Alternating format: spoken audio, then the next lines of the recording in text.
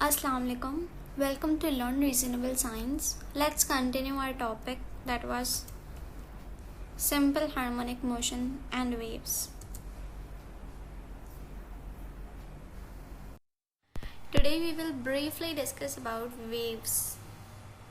तो waves को हमने स्टडी किया था प्रीवियस टू लेक्चर्स में कि वेव्स मीडियम के पार्टिकल में डिस्टर्बेंस को कहते हैं। एक ऐसा डिस्टर्बेंस है जो एनर्जी को ट्रांसफ़र करता है without transferring the matter.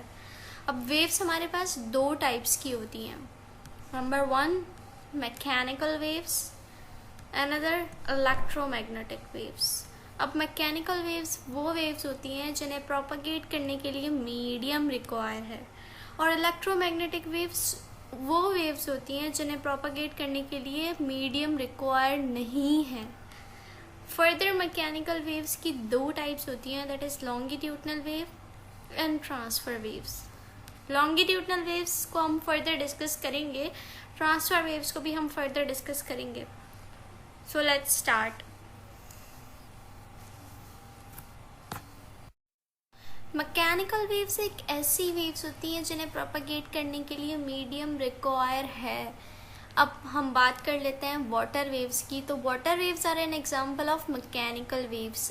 Water waves को ट्रेवल करने के लिए लिक्विड मीडियम यानी कि वाटर की ज़रूरत है, क्योंकि ये वेव्स एक मीडियम में ही बनती हैं, तो प्रोपगेट भी एक मीडियम में ही करेंगी।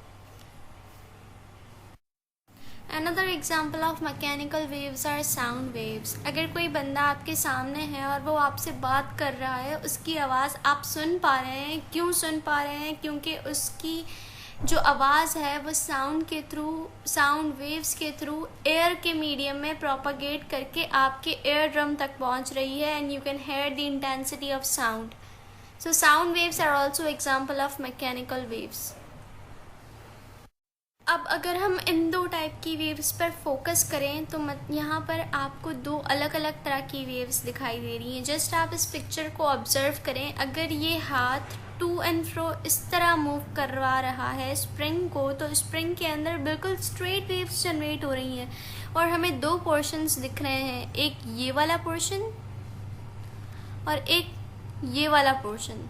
अब इन दोनों पोर्शंस में डिफरेंस क्या है? यहाँ पर वेव्स बहुत ही कम है और यहाँ पर वेव्स बहुत ही ज़्यादा हैं।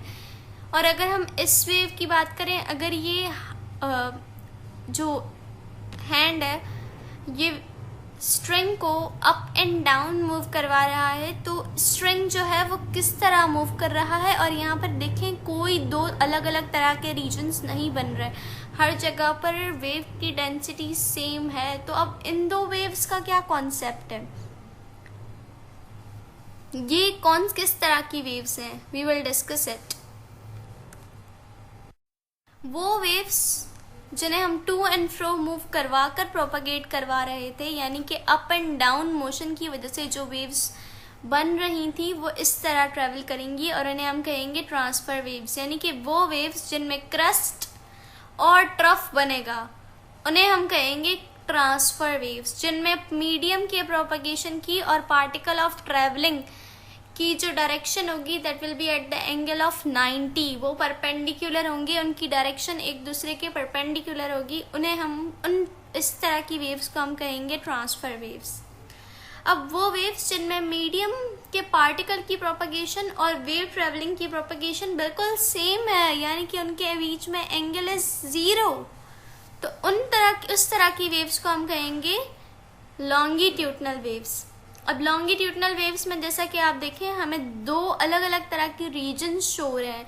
तो वो रीजन जहाँ पे वेव की डेंसिटी सबसे ज़्यादा है, यानी कि ये वाला, यहाँ पर इस रीजन को हम कहेंगे कॉम्प्रेशन, और बाकी जो रीजन जहाँ पर वेव की डेंसिटी बहुत ही कम है उसे हम कहेंगे रेयरफेक्शन, और इस तरह की वेव्स को हम कहेंगे लॉन्गिट्यूडनल वेव्स। अब लॉन्गिट्यूडनल वेव्स और transfer waves are type of mechanical waves, जैसा कि मैंने पहले आपको फ्लो चार्ट के थ्रू बताया था।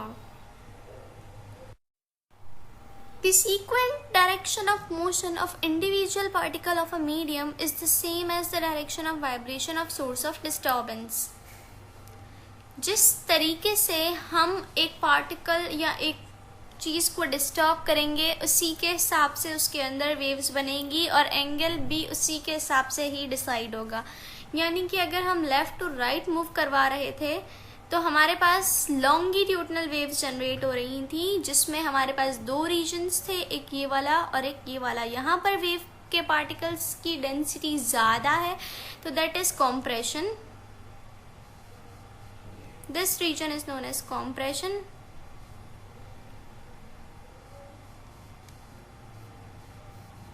और यहाँ पर चूंकि वेव के पार्टिकल्स की डेंसिटी कम है, बहुत ही कम वेव्स यहाँ पर इस रीजन में प्रोपगेट कर रही हैं, तो this region is known as rarefaction.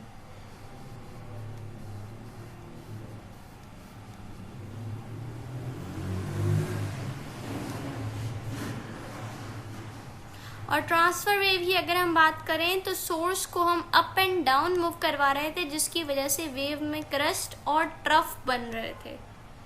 तो ऐसी वेव जिसमें मीडियम के पार्टिकल जो कि जिसे हम हिला रहे हैं, मूव करवा रहे हैं, और पार्टिकल ऑफ प्रोपगेशन की डायरेक्शन एक दूसरे के परपेंडिकुलर है, और यहाँ पर सेम डायरेक्शन है, पार्टिकल भी इसी डायरेक्शन में प्रोपगेट कर रहा है और मोशन भी हम इसी डायरेक्शन में ही कर रहे हैं।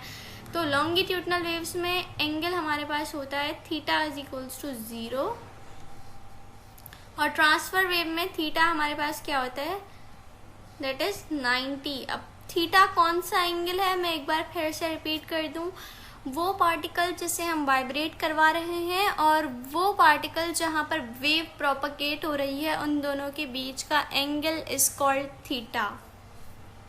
लॉन्गिट्यूडनल वेव में theta is equals to 0 degree and transverse waves में theta is equals to 90 degree. Another main difference, longitudinal waves में हमारे पास कॉम्प्रेशन और रेयरफेक्शन वाले रीजन्स नजर आते हैं, जबकि ट्रांसफर वेव में हमें क्रस्ट और ट्रफ बनते हुए नजर आते हैं। Now non mechanical waves. Non mechanical waves एक ऐसी वेव्स होती हैं जिन्हें प्रोपगेट करने के लिए मीडियम की ज़रूरत नहीं होती। For example radio waves, for example heat waves and so many more।